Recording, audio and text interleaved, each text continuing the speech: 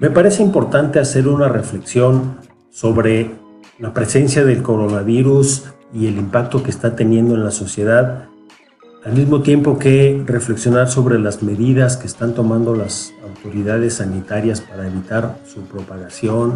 disminuir el número de contagios y disminuir de esa manera el número de muertes por coronavirus desde una mirada antropológica y con un enfoque de derechos humanos.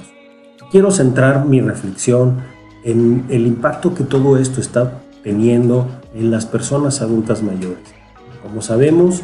cuando se presenta el coronavirus en el mundo, parecía mostrarse con una mayor agresividad con personas de 70 años y más. En España y en Italia y en China hemos sido testigos del enorme número de grupos de población adulta mayor que han fallecido por estas causas. En Italia, por ejemplo, las personas de 80 años y más tienen entre 15 y 80% más probabilidad de morir por coronavirus que cualquier otro grupo de edad de la población.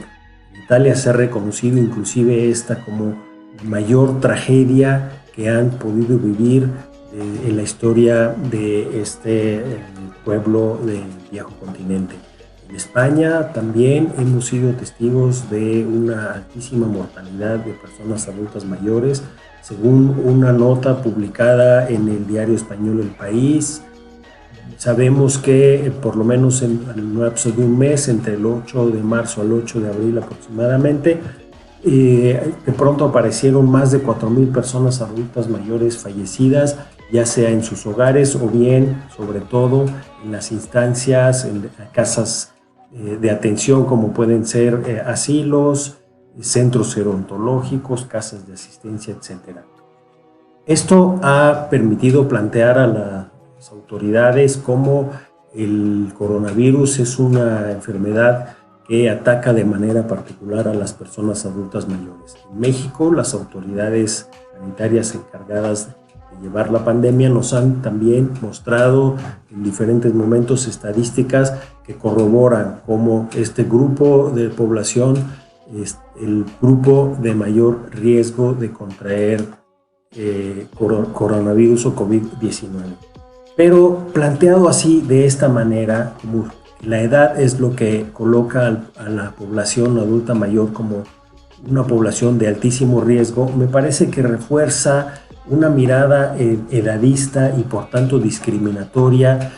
de este grupo de población y al mismo tiempo refuerza también una serie de estereotipos negativos para esta etapa de la vida que en poco o en nada ayudan en la atención y en la prevención que pudieran desarrollarse para favorecer a este sector de la población. Esto ha sido de esta manera que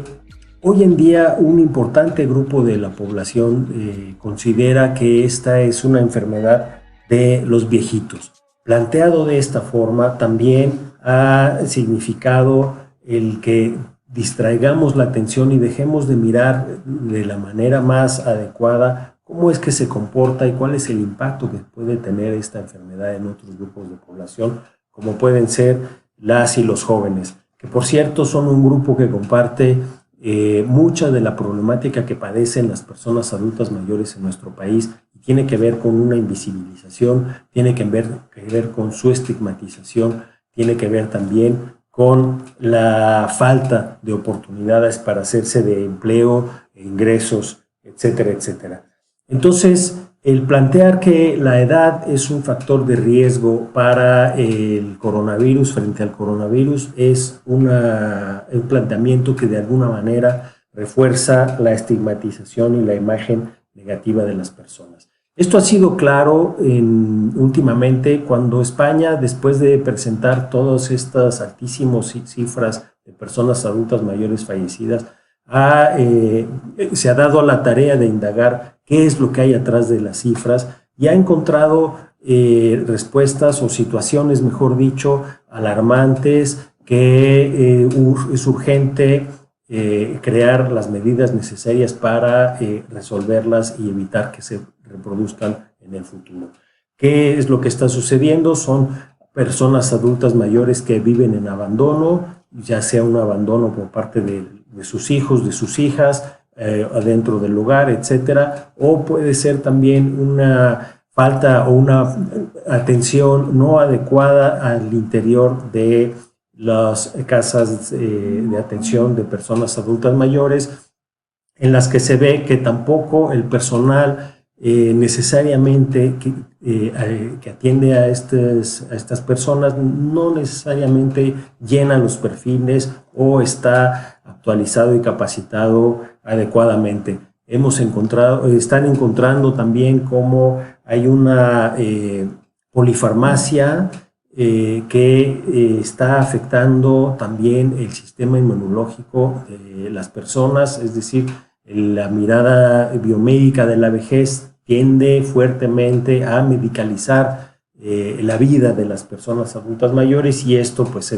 tiene sus repercusiones directas en la salud también de las personas. Están también los programas construidos y conformados de una manera que refuerzan esta cultura discriminatoria y edadista hacia la vejez, en donde los adultos mayores son vistos como sujetos de asistencia, como sujetos dependientes, y a los cuales se les infantiliza y se les trata de manera homogénea. Es decir, son acciones que todavía se niegan a reconocer la variedad y la diversidad que presenta la vejez, y también se niegan a reconocer en esta población a una población que son sujetos con derechos. En México, ¿qué pasa? Por ejemplo, en México sabemos que el 70% de la población adulta mayor vive en localidades de alta o de muy alta marginación. 45% de las personas adultas mayores vive todavía en entornos rurales. Sabemos que cuando mucho el 25% de la población tiene seguridad social, y la encuesta nacional de discriminación, la ENADIS 2010,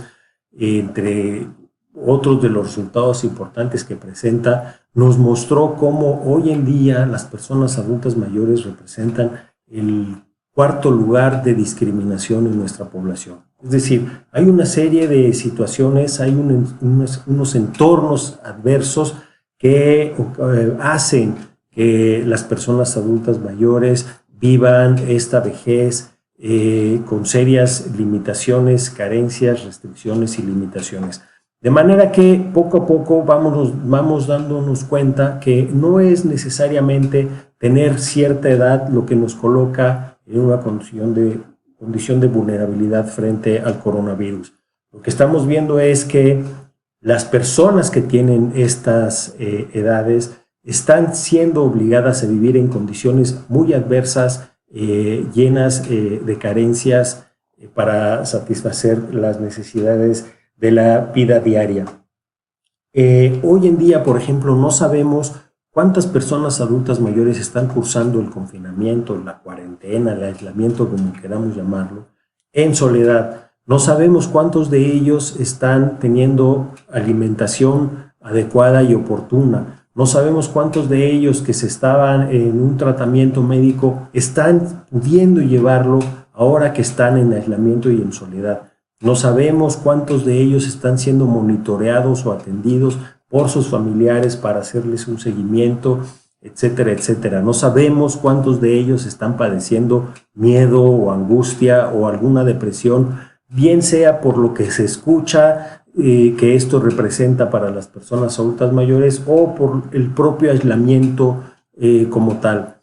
Todas estas situaciones que desconocemos de las personas adultas mayores, pues forman parte de esta violencia estructural que se ejerce permanentemente en contra de ellas y de ellos, y que tiene que ver con su invisibilización. Entonces, es importante, me queda claro, que tendríamos que crear alguna serie de protocolos de atención y seguimiento para este grupo poblacional en particular. Y también me llama mucho la atención cómo siendo reconocido este grupo poblacional como uno de los que presentan mayores riesgos de contraer COVID y morir por COVID-19, me llama la atención cómo en la primera línea de las autoridades sanitarias responsables de hacer todas estas medidas no se cuenten con gerontólogas y gerontólogos como parte de su equipo de asesores. ¿Qué es lo que nos está evidenciando todo esto del COVID-19? En primer lugar, me parece que es la obligatoriedad de reconocer el fracaso de las acciones que los diferentes gobiernos han venido llevando a cabo para resolver y atender las necesidades de este creciente grupo poblacional. Es un grupo que ha sido insistentemente mirado desde un enfoque asistencialista, electoral, y que esto ha distraído en la atención verdadera de las necesidades más sentidas de esta población. Las consecuencias son que estas acciones lo único que han hecho es precarizar la vejez, y desde esa precarización es que ahora los adultos mayores están colocados como el grupo más vulnerable ante el COVID. También creo que la pandemia lo que nos está evidenciando es la urgencia para la conformación de verdaderas políticas públicas integrales en donde todos los sectores gubernamentales se sumen y formen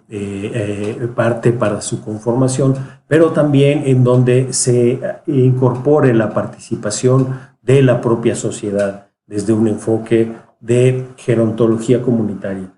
Creo que sería